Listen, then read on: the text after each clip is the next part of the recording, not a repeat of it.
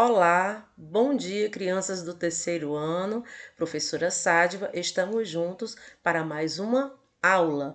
O nosso componente curricular, turma de hoje, é a arte, referente a nós quinta-feira, tá certo? Dia 5 de novembro. E o objeto de estudo, turma, eu apresento agora para vocês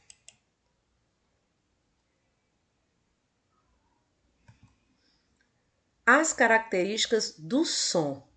Para início de conversa, nós temos aqui o capítulo 15. E observando essa imagem, em seguida nós temos três perguntas, deixando bem claro para vocês que essas três perguntinhas do quadrado verde, vocês podem copiar no caderno de desenho de vocês as perguntas e em seguida as respostas. Então vamos lá? Então, a respeito sobre as características do som, essa fotografia de abertura desse capítulo 15 de vocês, no caso aqui, ele apresenta um cantor lírico, né? Em uma apresentação, né, de ópera. Então, a preparação, claro, desses cantores exige um treinamento intenso, um treinamento diário para desenvolver a musculatura, no caso aí do diafragma. Então, para alcançar uma grande intensidade vocal, é necessário desenvolver a consciência do corpo como um todo, evitando excesso de esforço na região da garganta, o que pode causar uma determinada lesão. Por isso, os exercícios vocais, eles são indispensáveis, turma, para qualquer cantor, independente do estilo musical. Então, além de os cantores líricos, que esse aqui é um cantor lírico, né, na abertura do capítulo de vocês, né, eles precisam equilibrar a intensidade da voz por meio, no caso aí, dos músculos do diafragma. Eles desenvolvem a técnica de ressoar a voz pelo corpo. Então, gente, os cantores de ópera, eles são, turma, especialistas, no caso aí, certo? No canto lírico. E eles conseguem amplificar a voz para serem ouvidos sem microfone em grandes teatros, tá certo?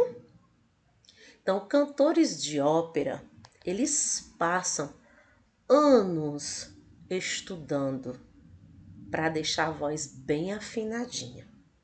No caso, a afinação deve parecer natural e acompanhar a música sem parecer algo forçado. O cantor lírico faz com que a respiração aconteça na hora certa para dar mais potência na voz.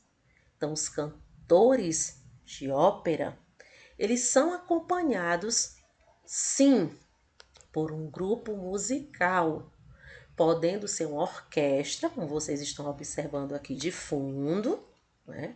Com vários instrumentos musicais, ou seja, uma orquestra completa. Então, aqui ao lado, nós temos algumas perguntas. Você reconhece o tipo de canto empregado por este artista? Né? Como você o descreveria? No item A.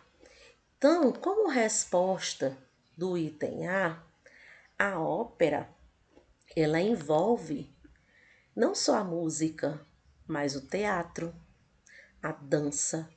Os artistas cantam e interpretam uma história. No caso, ela surgiu no tempo dos teatros gregos, lá na Grécia Antiga, ok?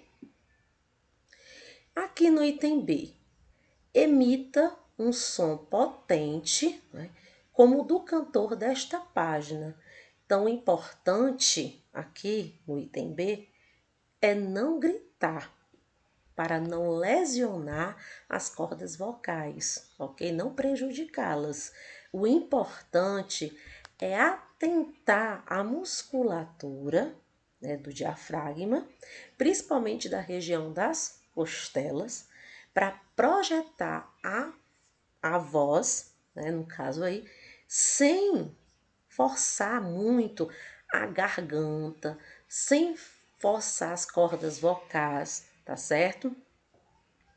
No caso aí, né, as técnicas, né, de fazer com que essas cordas vocais elas venham a vibrar, aconteça as vibrações dessas cordas vocais, enquanto se contrai essas musculaturas, né, como a musculatura do diafragma, que é um músculo existente no meu corpo, no seu corpo, no nosso corpo. Então, dessa forma, o ar ele é expelido, né? Ele é lançado com mais força, gerando também um som de maior intensidade. Deixando bem claro aqui com relação ao item C. Ó, depois, emita um som bem baixo, como um sussurro. Emitir sons baixos, né, como sussurros, né, isso aí é algo que não prejudica as cordas vocais, ok? E levando em consideração a página seguinte, que o som possui diferentes propriedades, como intensidade, duração, ok? Altura e timbre. Então, intensidade, duração, timbre e altura são características ou propriedades dos sons. A intensidade sonora, turma, refere-se à potência da fonte emissora, bem como a quantidade de energia que o som é capaz de transportar. O timbre, ele diz respeito, no caso aí, o formato das oscilações sonoras e a altura é determinada pela frequência do som, ok? Então, vocês irão realizar aqui a leitura dessa página do livro de vocês, da página 86, ok? E na primeira pergunta, como na segunda, né, nós temos aqui o íconezinho do balão, quer dizer, são respostas orais, mas vocês podem copiar no caderno de desenho, dando continuidade e respondendo. No caso aqui, nós temos duas imagens na primeira questão. A primeira imagem refere-se aos artistas de rua cantando, local aberto. E aqui, na segunda imagem, uma mãe cantando para o seu filho, um bebê, em um local fechado, né? Pode ser num quarto da casa, né? Então, o que é que acontece? As imagens a seguir representam duas maneiras diferentes de usar a voz para cantar. Em qual delas está sendo produzido um som com maior intensidade e por quê? Então, no caso aí, a imagem dos artistas de rua, né, cantando em um local aberto, para serem ouvidos por todos que estão aqui, ó, assistindo, né, eles estão projetando suas vozes e é mais de um cantando, ó. Podemos observar 1, 2, 3 aqui, ó, 4, né? Aqui 5, 6. Nós temos mais de um artista, todos cantando juntos em uma só voz, e eles estão projetando as suas vozes com mais esforço e com maior intensidade. Já a mãezinha aqui ao lado, a imagem ao lado cantando, num local fechado, no quarto, né, de sua casa, indica que ela não precisa gritar, ela não precisa aumentar o tom de voz, né? No caso aí, até para não assustar o bebê. A segunda, leia em voz alta as letras e as palavras dos quadros abaixo. Na leitura de qual delas você emitiu um som com maior duração? Então, nesse caso aqui, na linha A, eu tenho as vogais A, E, I, O, U. Na linha B, algumas letras F, L, M, N, S. E na linha C eu tenho Ba, Bé, Bi, ok? Então, nesse caso, na linha C, né, que emite aí um som com maior duração. Por quê o som com maior duração? Porque apresenta um som longo. Ó, ba, bé, bi. É um som longo, ok?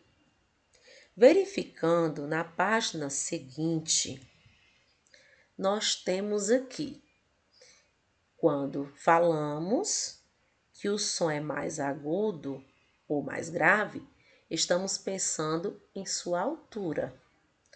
Já o timbre é uma característica particular de cada emissor de som. Nós podemos observar aqui dois instrumentos musicais, ok? Utilizados em bandas, né? Utilizados em orquestras. Então, aqui, nós temos a primeira imagem, é o chamado instrumento de sopro, conhecido como clarinete, certo? E o segundo instrumento musical também é um instrumento de sopro, conhecido como tuba. Então, você conhece os sons dos instrumentos abaixo? Tente imitá-los com sua voz. Qual deles é o mais agudo? Então, no caso aqui, o clarinete, né? Ele possui um som bem mais agudo, certo? Do que o da tuba, que está aqui logo ao lado. Então, o clarinete e a tuba são instrumentos musicais de sopro. Antes, eles eram feitos de madeira. Hoje, eles são feitos de metal, né? E são constituídos, turma, por um tubo cilíndrico, no caso aí, com uma boquilha de forma cônica, né? Utilizando palhetas para colocar os dedinhos de forma bem simples. O clarinete ele foi inventado na Alemanha, isso há muitos anos atrás, né? E sendo assim, um dos últimos instrumentos de sopro que foi incorporado, né, à formação de orquestras bem modernas como as de hoje existentes, né? Tanto o clarinete como a tuba, popularmente falando. E o membro mais jovem da família dos metais e também o maior, né, e o que produz o som mais grave. No caso aí é constituído por um tubo cilíndrico, né, recurvado sobre si mesmo e que termina numa forma bem como se fosse assim um sino, formato de um sino, certo? Por um bocal, né, bem diferente, né? E por 3 a 5 pistões. 1, 2, 3, 4, né? No caso aqui, 5. 5 pistões onde vão colocando aí os dedos para poder apertar, né? No caso aí. Então, popularmente, um som grave é um som grosso e um som agudo é conhecido como um som fino, popularmente falando. Eu vou passar para vocês uma atividade de casa. Então, com a ajuda, certo, de alguns membros da família, em um local aberto ou fechado, local que você se sentir mais à vontade para fazer essa gravação, não é? Na sua casa, você vai ficar de costa, ok? Para alguns membros da família que estarão participando desse exercício com você, né? Eles vão emitir sons e você, de costa, vai tentar adivinhar quem emitiu o som e que tipo de som está sendo emitido, certo? Pode imitar sons de animais para ficar divertido, ok? E quando um emitir o som, os demais deverão ficar em silêncio para que você possa adivinhar qual pessoa emitiu o som, né?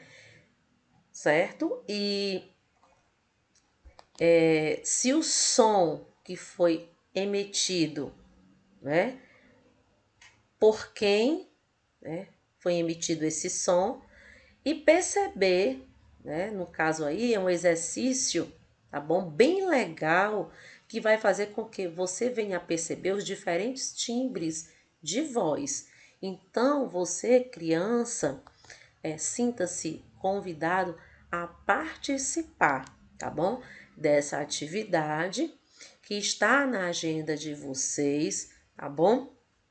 Então, de acordo com essa aula de hoje, vocês irão verificar na agenda e seguir a orientação na agenda lá e ver a página da atividade de arte, né? E poder dizer quem reproduziu o som e que tipo de som foi reproduzido. E com essa atividade, ela é importante porque você desenvolve não somente a atenção, mas você desenvolve também a questão da memória auditiva. Ok, turma? Então, eu deixo registrado aqui um grandioso abraço meu, da professora Sádiva, tá bom? Bons estudos e eu aguardo, ansiosa, o vídeo que você irá me enviar, tá bom? Realizem a devolutiva do vídeo no capricho. Beijão e até o nosso próximo encontro.